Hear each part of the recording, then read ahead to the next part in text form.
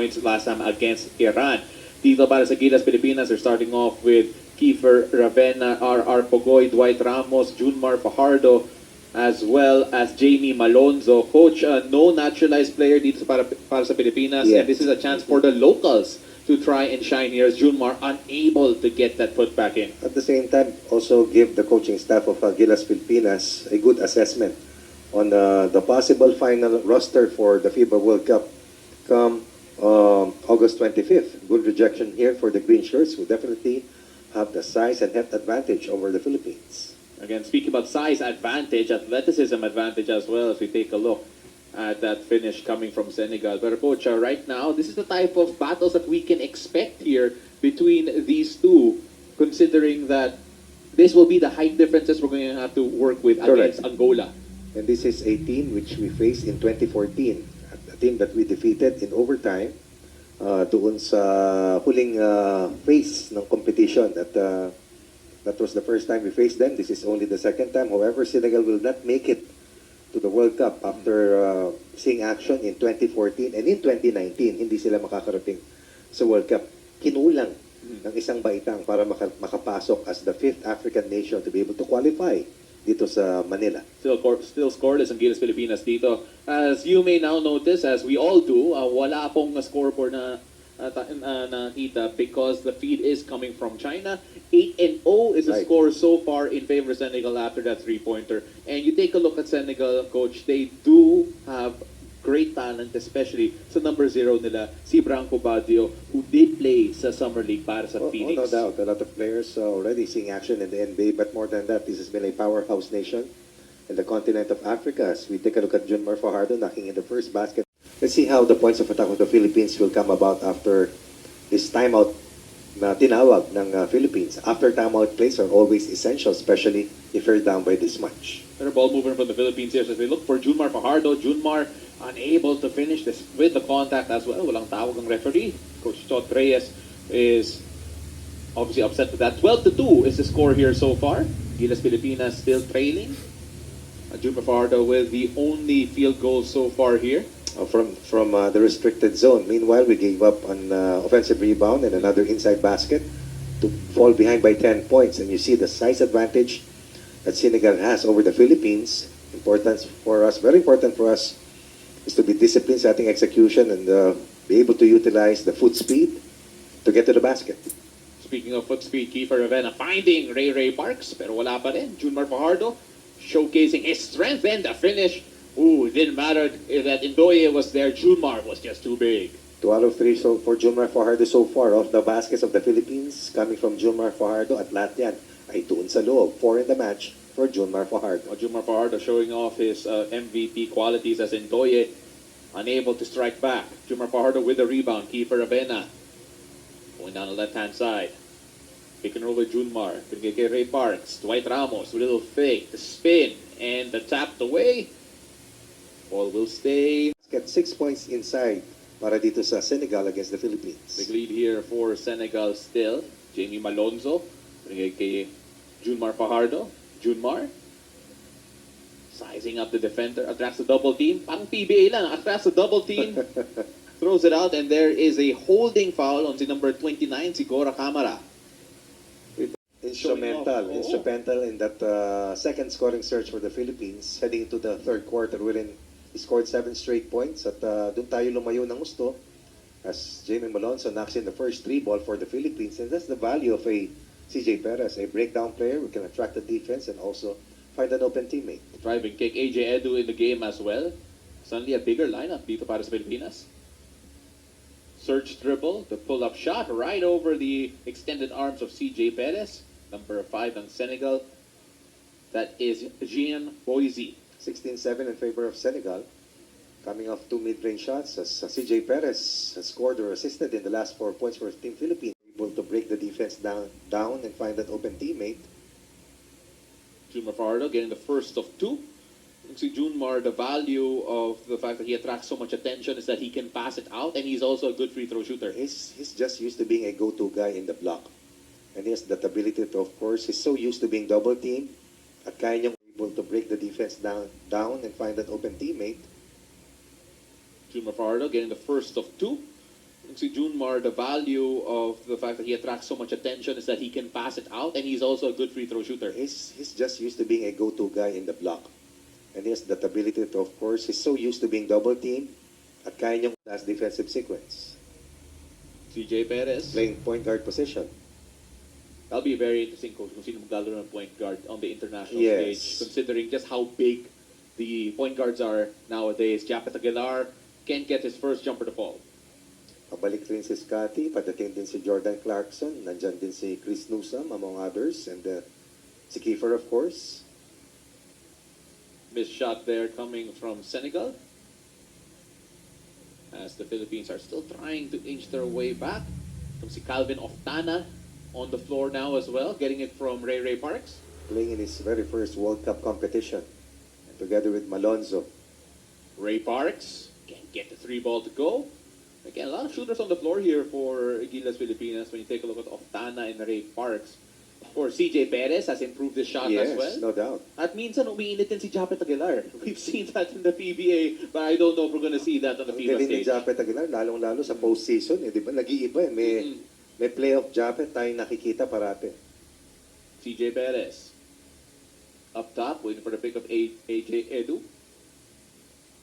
They get the switch. CJ, umatake. With his left, gets the finish with the flip. Closest that the Philippines has gone. One instance, laban si Iran, kagabi lamang. Renzo Bando trying to stay attached to his man. Going inside, working on Japet Aguilar. No good from Gora Camara.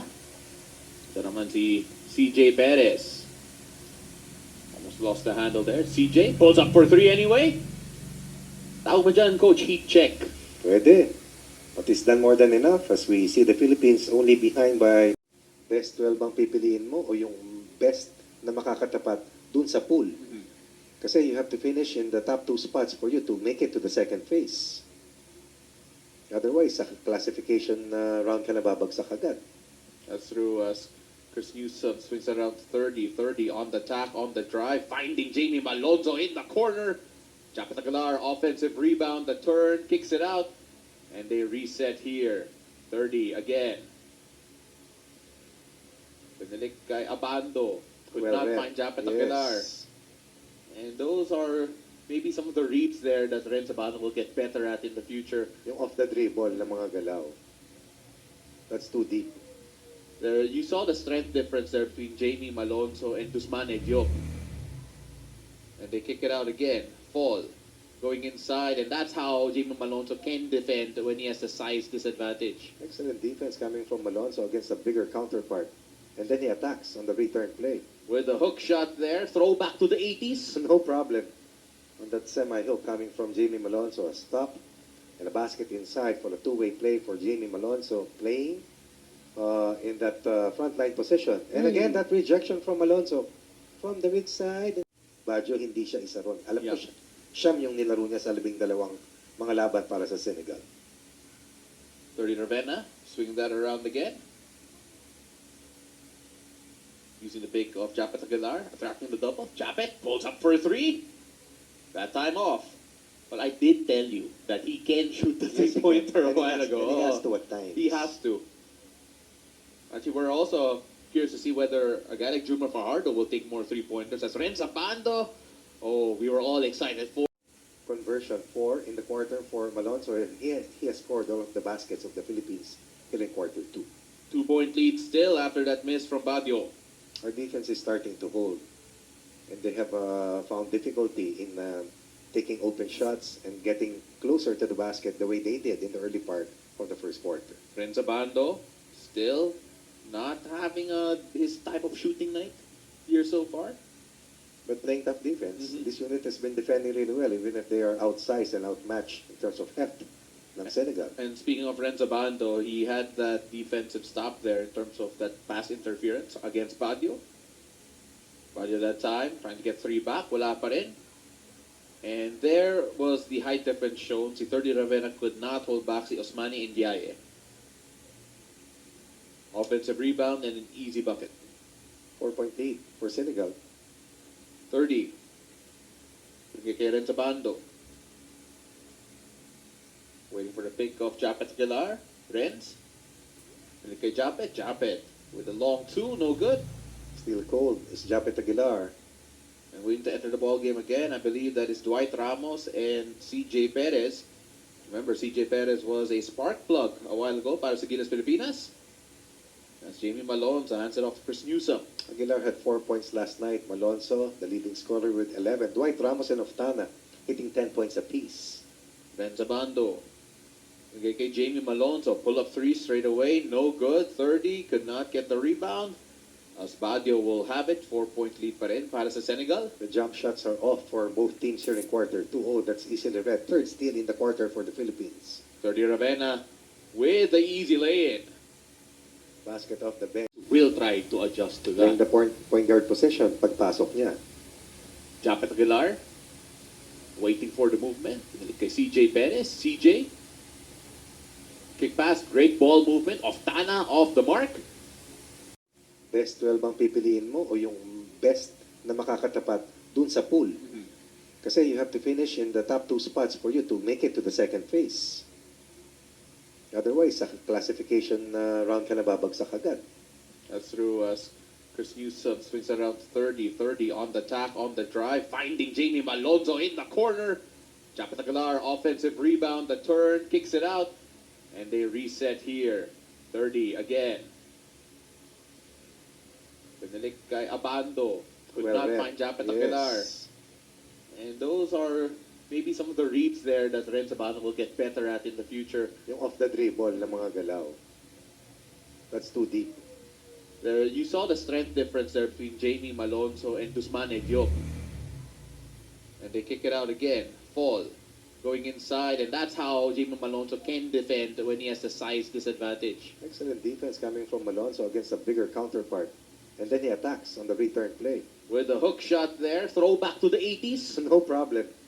On that semi-hook coming from Jamie Malonzo. A stop and a basket inside for a two-way play for Jamie Malonzo. Playing in that front-line position. And again, that rejection from Malonzo from the mid side. The action against Iran for the second time in this pocket tournament. So Senegal retake the lead here, 35-34. At the end of the first half, Gilas Pilipinas finally takes. Para sa Senegal, we started the quarter 35-34. 9 in the quarter so far for the Philippines. As finally they stopped CJ shot. No easy shots, even on the cross matches. And then a feed by Malonzo to Fajardo. Where's Kiefer Ravena, quarterbacking here for Gilas Pilipinas. Getting the pick there from Renz Abando. Renz trying to make something happen here.